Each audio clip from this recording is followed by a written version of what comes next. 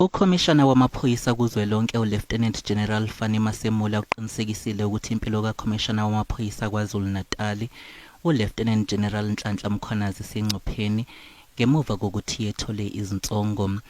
Lokhu sekuholele ekutheni kuqiniswe ezokuphepha zikaMkhwanazi.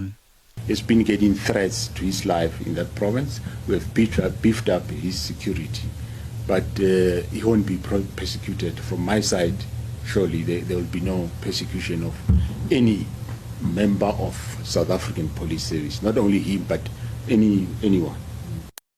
Ula uphinde waqinisekisa ukuthi akazange acikece incwadi yabe igunyaza ukuvalwa kwethimba lamaphoyisa elaliphenya izigameko zokusocongwa kosombusazwe kwaZulu-Natal. You have not seen any letter that I have signed to close the unit. I have not signed it, and I don't think anybody have ever seen a letter where I've signed off the closure of the unit.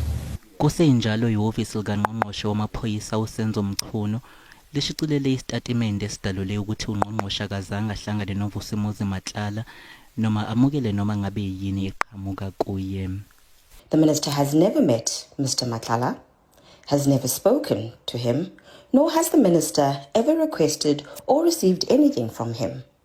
The minister did, however, initiate a review of the SAPS tender awarded to him when suspicions of possible wrongdoing surfaced. It was the same tender which has since been terminated. Furthermore, whilst the minister knows and has met Mr. Brown Mokhotsi, he is just a comrade and not an associate of the minister.